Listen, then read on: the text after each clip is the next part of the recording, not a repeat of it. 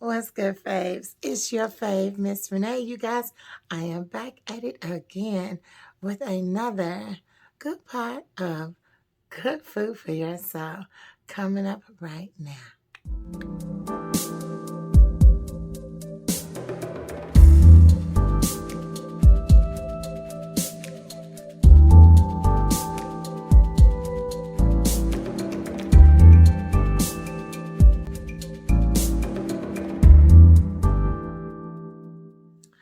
Okay, family. So, if you are new here to the Fave Miss Renee family, welcome, welcome, welcome. Welcome to the Fave Miss Renee channel. Thank you guys for stopping by. If you are catching this as an audio over on Envision Radio, Talking Up Tuesdays with Fave Miss Renee, 1 p.m. EST, thank you so much for coming and listening. Now, if you are a fave here on the Fave Miss Renee channel, you've been rocking and rolling with Fave for a while. Thank you guys so very much. And the love is so real here.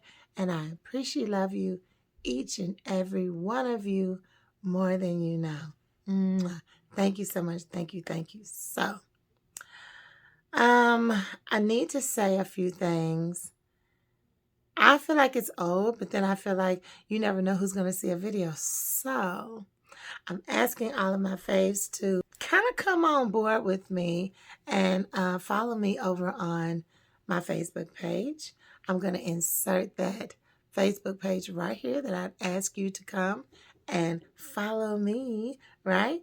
Over on Fave Miss Renee as well, okay?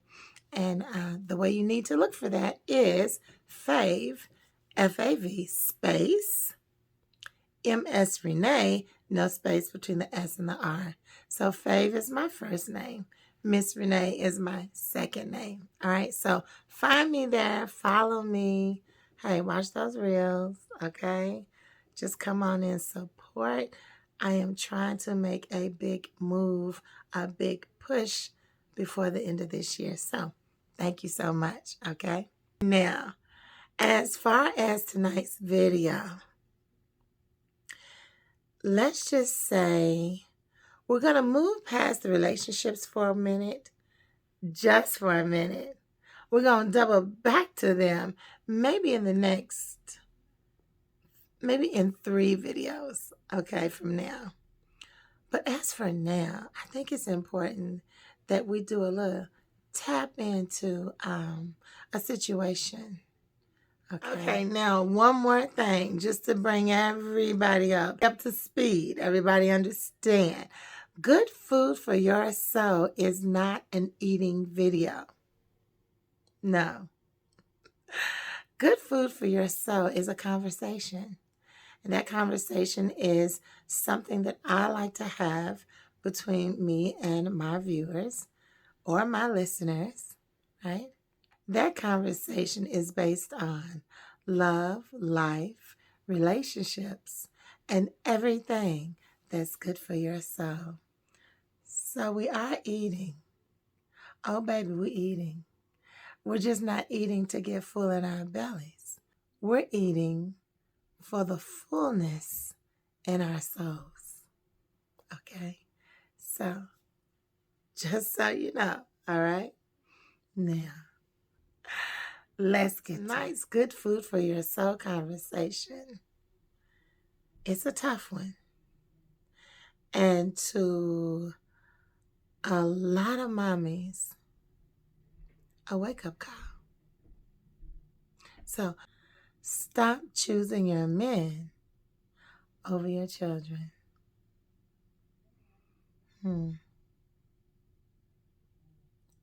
Stop choosing your men over your children. Now, after you let that sink in, let's go ahead and break bread. It's time to eat. Okay, family, so tonight's good food for your soul is very personal for me. I was a child that my mother chose her men over me.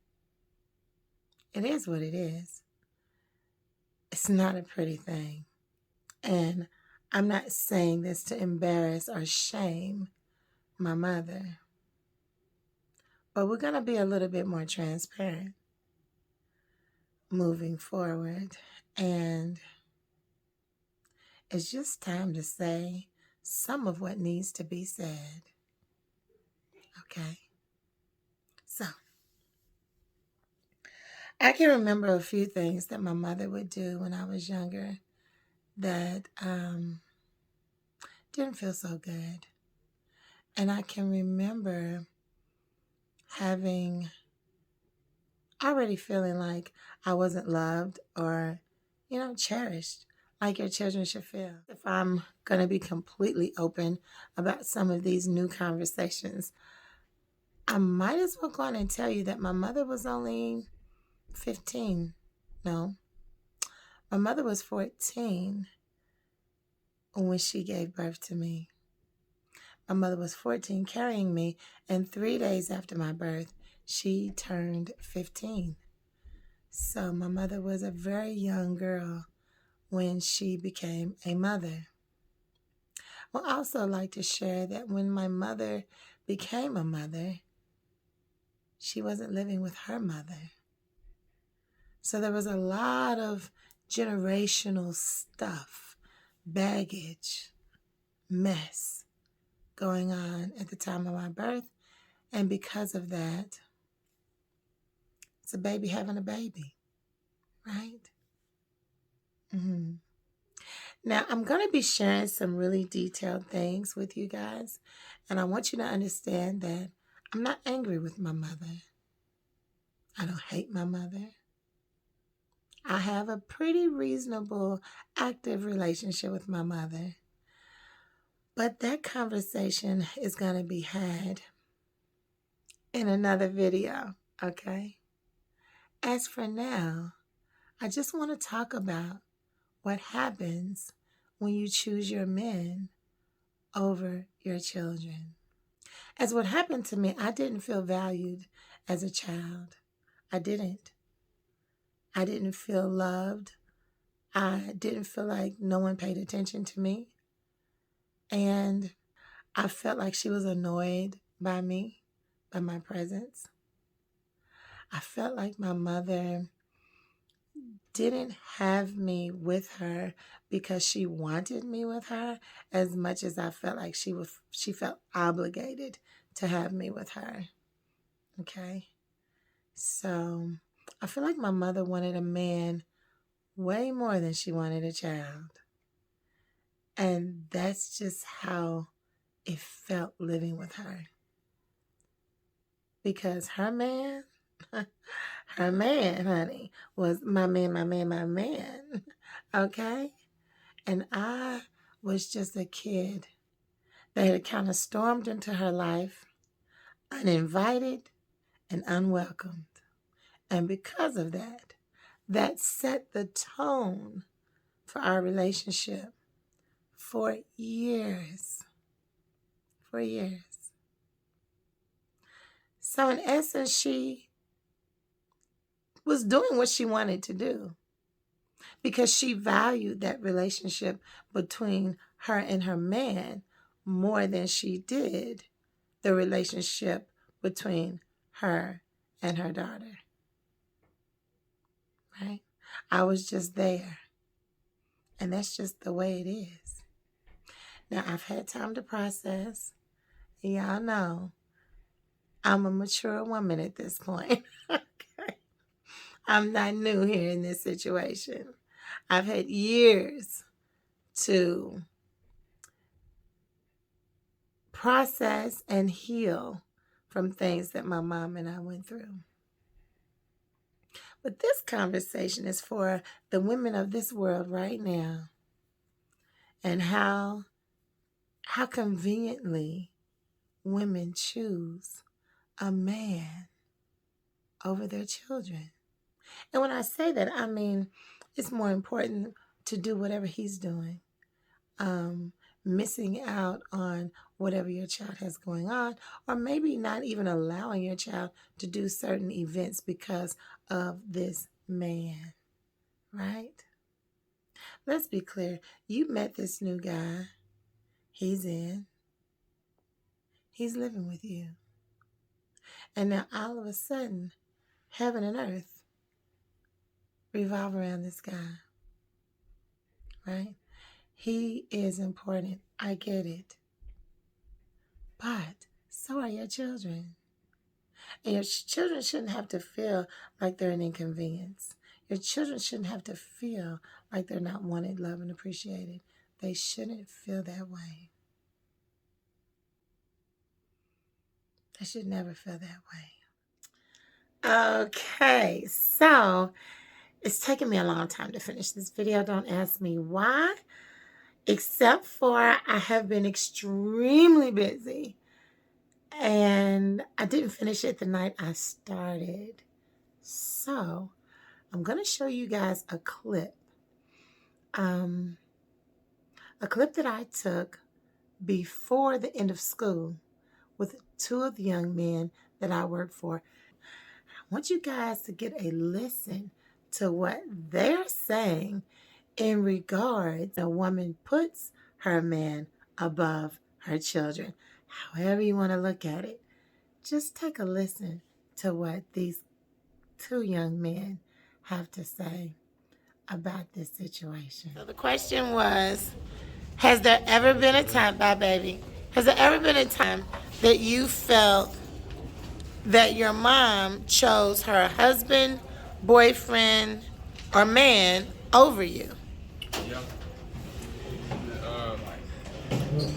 When I was younger, like I would be at home, and it's like whenever they, I was I'd be like, how can I explain it? How did it make you feel? It made me feel like she chose him over me, like you know, like everything he say, it goes. She agreed with it all. Yeah, she agreed with it all. Like I'm lying type stuff. Like I'm just don't tell the truth. Was there ever a time that it was discovered that he was actually wrong in whatever situation he was saying or accusing you of or whatever it may be? Was there ever a time that you found out that you were right in the situation and she was wrong? Yeah. Yeah. And how did that end? Like, what was the end of that? In the argument. In an argument? In the argument. Yeah. And she'd be like, I'm a kid. Stay in the kid place. That is the word. That is what parents say. Is that always the right spot, though? Is that how we should really feel when our kids are coming to us with a for real situation? We should be listening more, shouldn't we? And accusing less, right? Yeah. Okay. Doja, what was you going to say? You want to add to that? I say my moment was like, it was a little argument they had. She like her emotions of like anger and just affect her in our relationship. So it's like she would say this, I would say that, and then she would just like immediately say I'm wrong because I was too young to like see it. Stay in a child's place, huh? Right. Yeah. All right, guys. Thanks so much. Okay, so let's wrap this whole conversation up. What I want you guys to take away from this good food for your soul conversation is whenever you put a man, your man, before your children, it leaves your children not feeling connected towards you and not feeling that you've got their back and not giving them the stability that they deserve. And so let's also talk about you choosing a man over your children in the sense that no matter who he is or what he's done, it's okay for him to be in your home. And I know what you're saying. You know, I keep my man and my children separate, right? I would never choose a man over my children. I would never put my children in harm's way. But listen, if you put yourself in harm's way, if you put yourself in a position that something bad could happen to you, then indirectly you're also putting your children in that same situation because your children are depending on you for everything. So if something happens to you, it's going to inadvertently happen to them. So whenever you are putting a man above you or your children, it's going to have a negative effect for them. And children don't choose to be in this world. We choose to bring them to the world. So we do have an obligation to put them first and see that we do a good job and making sure that especially while they are underage and in our care, that we're doing the very best that we can to protect, teach, love our children. Okay. So, to tie it all up, ladies, again, it's from the heart. We got a job to do. And they deserve for us to do a job well done. Okay, ladies, so that's it for now. I hope you enjoy this good food for your soul. There's more coming. Summer break. So excited. You guys make sure that you keep your heads up and your eyes wide open. I will see you on the next video. Good night.